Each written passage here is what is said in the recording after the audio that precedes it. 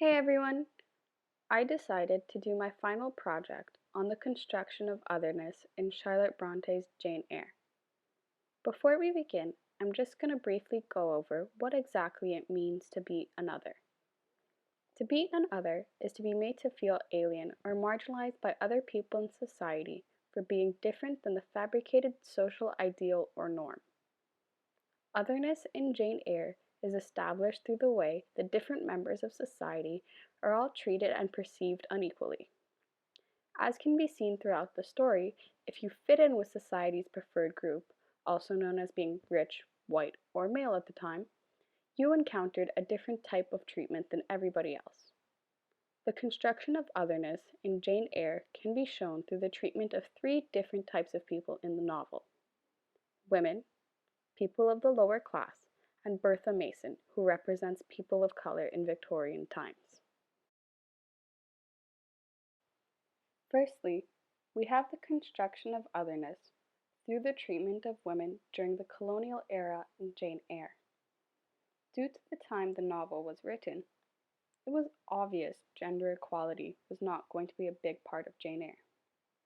Although, despite its time, the novel did manage to be a breakthrough feminist piece, telling the story of a woman who was a part of the lower social class yet still managed to live a good life, which was very rare during that period of time.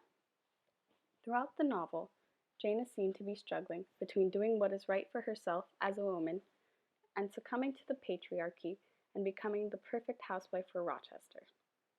The idea of how a woman should behave and who a woman should be was very prevalent in Jane Eyre. Women were expected to be beautiful, delicate, educated but yet not too smart, and finally, and most importantly, obedient. In the end, the only way Jane actually managed to rise through the societal classes was by conforming and marrying Rochester.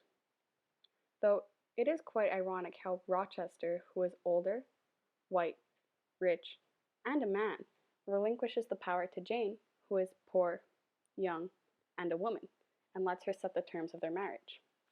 Yet we still have to remember this transference in power did not happen before he attempted to turn her into the perfect Victorian housewife and drape her in jewels against her wishes.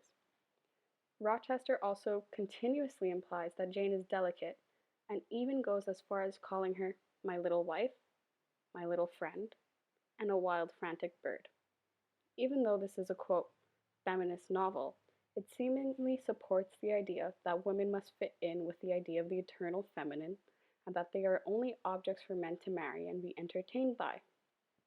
It also puts forth that aside from Jane, who is considered to be different from all other women, there aren't many women who are truly intelligent.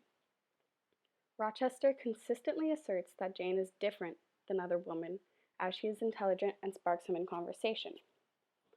Also, is it a mere coincidence that Jane cannot be both pretty and intelligent, and that she has to be plain to be different? Additionally, the portrayal of women in the story is quite awful. From Blanche Ingram and the other socialites who come across as empty-headed and gold diggers, to Rosamond Oliver, who breaks poor St. John's heart by marrying another man within her status. Then there's Mrs. Reed, Jane's mean aunt, and finally we have Bertha Mason, who is the insane housewife that ruined Rochester's life.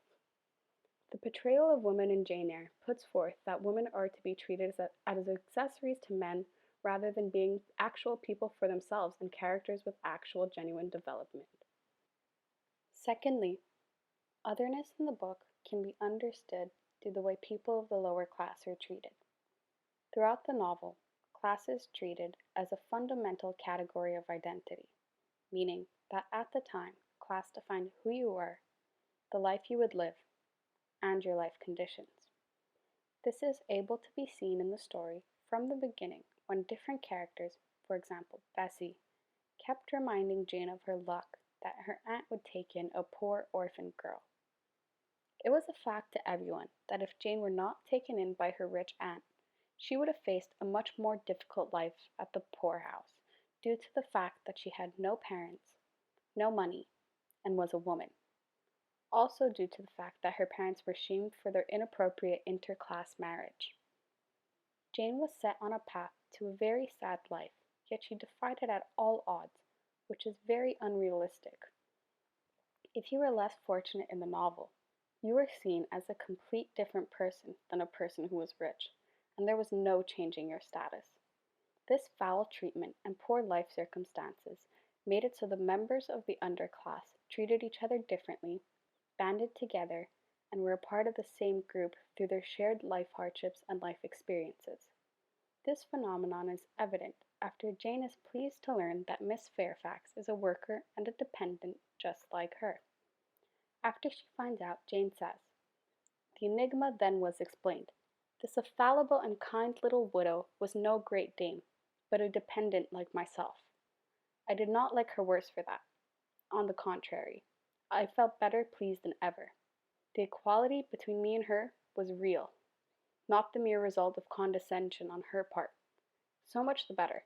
My position was all the freer." The author even put a caesura in to show the hidden afterthought of Jane's and the feeling of pure relief at finding someone she could truly communicate with, if only because they were put in the same position.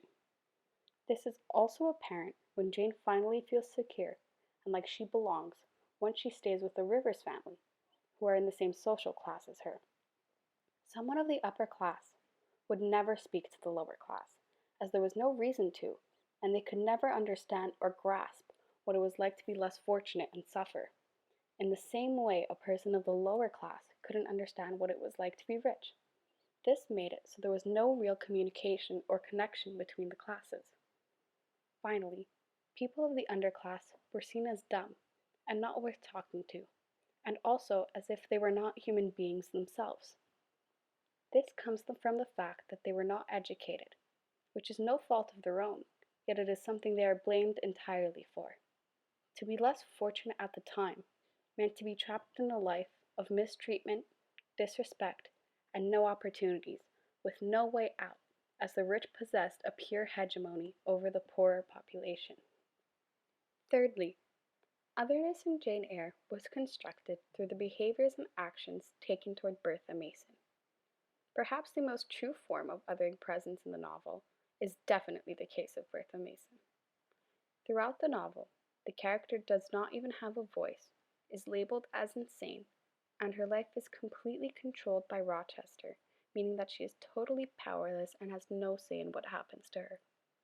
As the only person of color in the book, she is even attributed and described in an almost animalistic manner. Bertha Mason isn't even afforded the luxury of being characterized as a human being, but rather she is referred to as savage, a black-visaged character, and a clothed hyena. Animalistic imagery is used to describe the only person of color in the novel when describing any of the woman's darker features. In the end of the book, her character is even killed off and replaced by White Jane, who takes her place as Rochester's wife. Bertha Mason's life was sacrificed so that Jane's could thrive. Rochester even compares the two at one point by telling Jane, "Compare these clear eyes with red balls yonder, this face with that mask, this form with that bulk."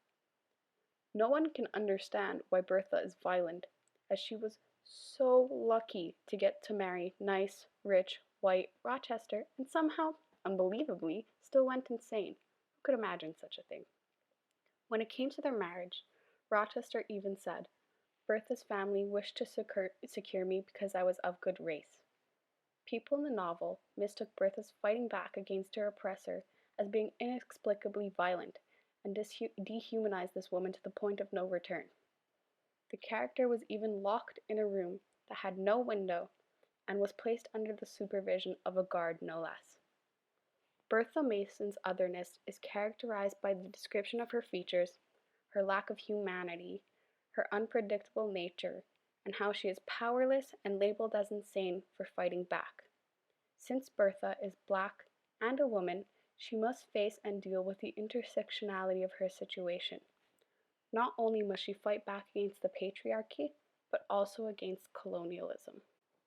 In conclusion, otherness in the novel Jane Eyre was constructed by how the different members of society were all treated differently from one another. Women, people of color, and people of the underclass were all subjected to horrible treatment and were hardly considered human beings due to the fact that they were not white, male, or rich.